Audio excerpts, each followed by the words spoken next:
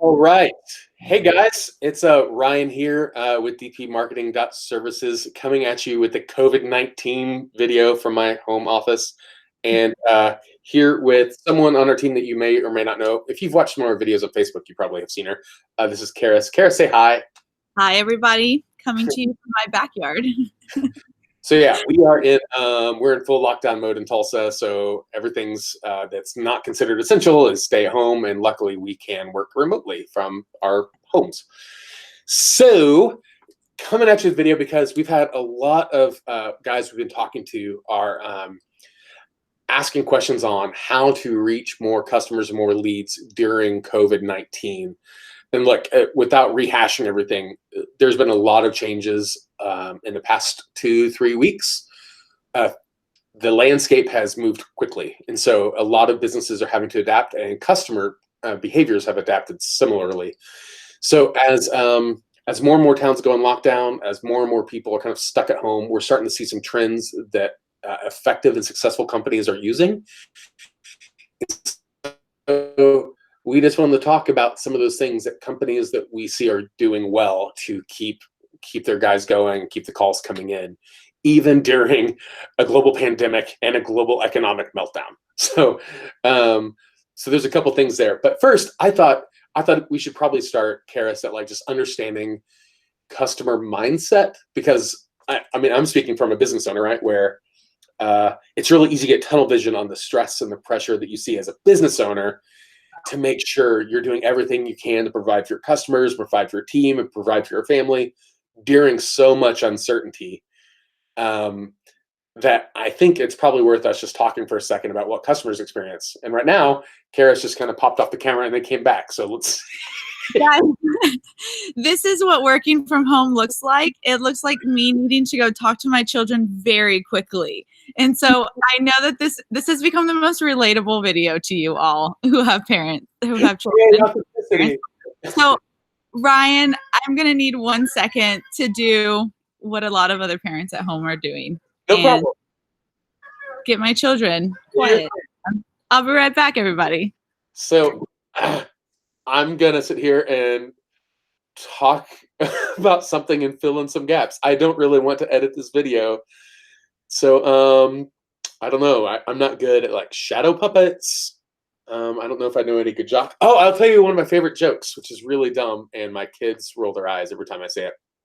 So ready? Here goes. What did the fish say when he ran into the wall? Damn. Sorry. Giggle every time. I wasn't expecting to have to rant. I just told a corny joke, and now Karis is back. Yay. Okay. So to what Ryan is saying, there's a lot of different ways. Sorry. All right, now we're being professional again. Everyone. So there's a lot of different ways that I'm seeing customers want to go about it. You have people who say business as usual, and then you have people who maybe are so overwhelmed that they're coming at it with anxiety. So what is the best way to use our platforms that people are like really engaging in right now because they're stuck at home and they're bored, in order to provide comfort to our clients without overwhelming them and without ignoring what is going on in the world? So and it's not to interrupt you, you had an interesting experience just a couple of days ago where your fridge went out. Oh yeah. Okay. So but about that story. So like most people, we're trying to only go to the grocery store twice a week if possible, if that's something that we can afford. So we went ahead and did that. The next day, our refrigerator went out. And when that happened, we went into a panic about our food. And so we were able to find somewhere that we could store it. And then after that, we got home and we were kind of talking like, do we try to watch a YouTube video and try to fix this ourselves? We don't know how to do any of this kind of stuff. It's not our skill set. Or do we risk bringing someone into our home, and not someone who's dangerous, not someone who is a bad person, but just a good, hardworking person who might be sick and doesn't know it, who may be asymptomatic. And if we go about doing that, where do we put our children? Do we bleach our house down? Because we're not allowing anyone in. And so we're not even currently allowing our grandparents to come and see the grandkids, which is just painful. And so if we won't let them come over and see their grandchildren, how much more difficult would it be for us to allow someone we don't know into our home to fix something? Luckily, we actually did watch a YouTube video and actually were able to fix it. But we now know that we have a risk at any point in time that thing's going out again. But what's interesting about your story, though, is that's exactly how most customers feel when they're stuck at home. Maybe they got furloughed or laid off. Maybe they're in a full area lockdown, and then they have a plumbing problem, or it's getting hot and their AC goes out. All that stuff, like stress and anxiety and worry that you felt with the fridge, it's just, that's the same mental state that most customers are experiencing. Well, and especially if it was an emergency situation, so we've always lived in really old homes, and so basement floodings aren't something we're not well accustomed to at this point. And so if that happens again, we're only going to call companies that we know, one, are taking this seriously, and two, that we feel comforted by. That we know that they're going to come in here and they're not going to expect contact with us. They're not going to walk in the room trying to talk to us, but we know that they're professional. And so we've already kind of talked about that. Okay, if this happens, this is who we would call. If this happens, we'll have to find somebody. And just kind of trying to figure that out. So that's another thing. As someone who's not trained in the skill set of our clients, but trained in marketing, is something I would encourage our clients to consider. Yeah. And so I think that's important to keep in mind, especially like you made a comment about you want to make sure that if you have to hire someone, you want to make sure you hire someone that you know and you can trust, and that you know that they're going to be taking it seriously. They're going to be doing the steps to keep their company protected. They're going to do the steps to keep your family protected. Because at this point, everyone's trying to make sure that we're being as safe as we can. So what's interesting, though, so you have the customers who are experiencing that. A lot of people are stuck at home, and we're also starting to see screen time on apps like Facebook going through the roof. Like I saw the other day, I haven't been able to validate it, that it's something like a 700% increase in Facebook usage since all this COVID-19 started, just, in mid-March. And I would actually like to see what it would look like for clients to use Zoom.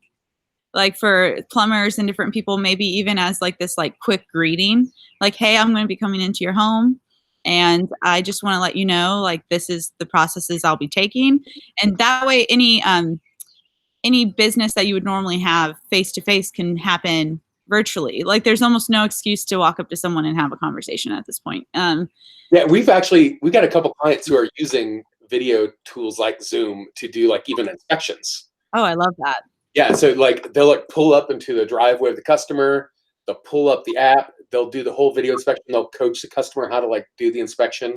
I love that. You never even step foot in the house. You still get a licensed technician doing the inspection.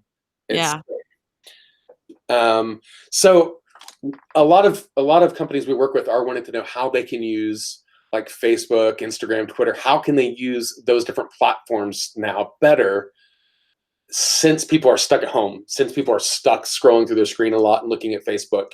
And we have a couple clients who are giving really good examples of what that would look like. But from you, Karis, understanding the customer mindset, the stress, the anxiety, what do you think is important for a company to do right now with Facebook specifically to try to reach out to their community and keep their guys busy?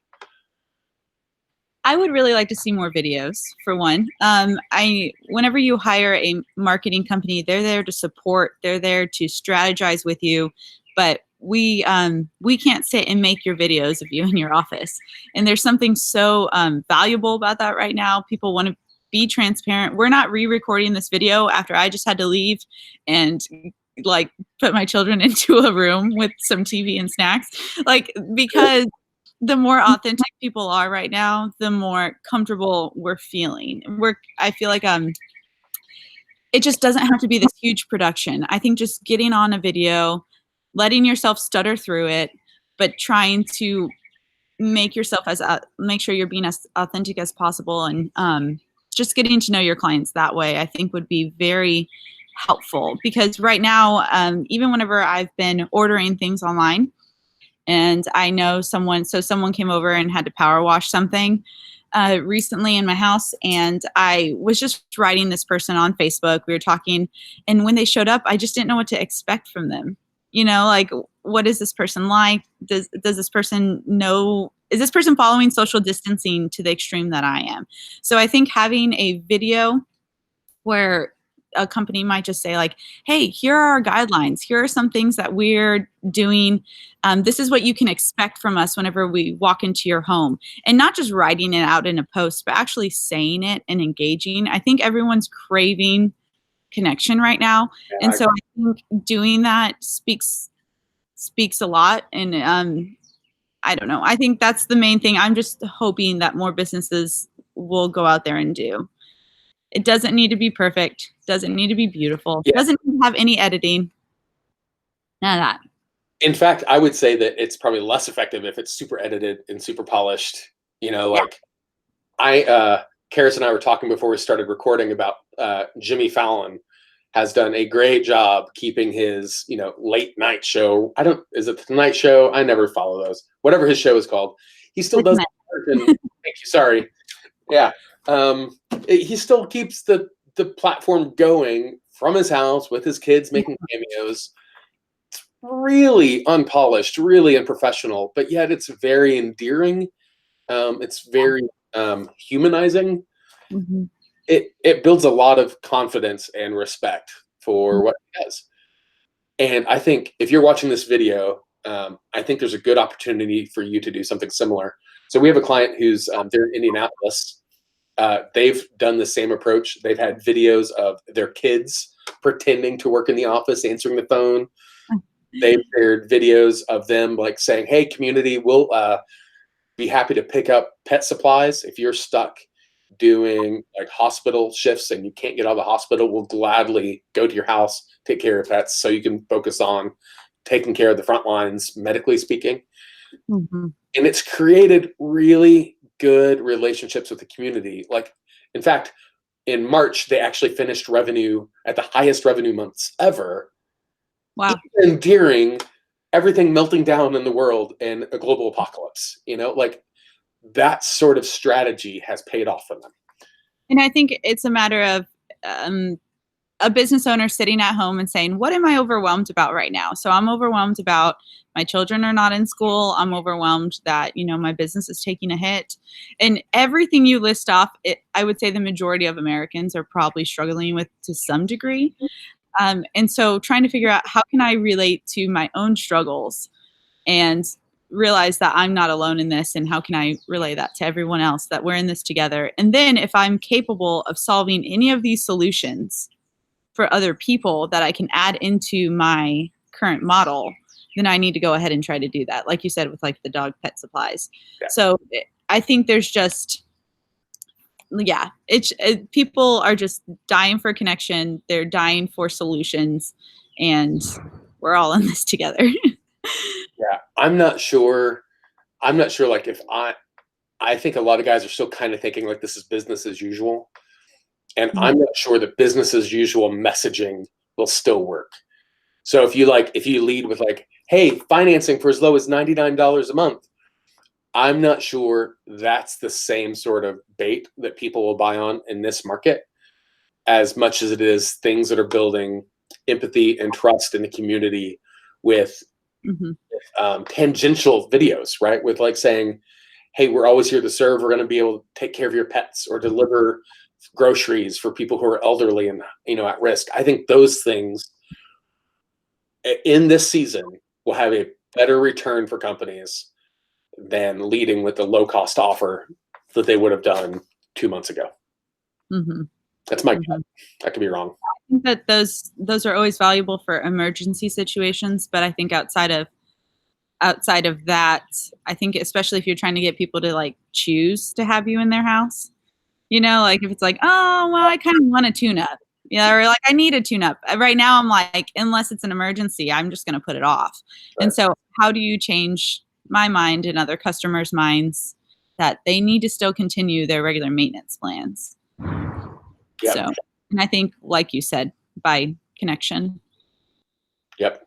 So we can, on our end, like we can help, we can fill in the gaps, but if you're watching this video, you can always, always, always shoot a better video, tell a better story, build a better bridge, because it's you. Like you're in the business, you're in the grind, you know your market, you know what the people in your neighborhood are experiencing.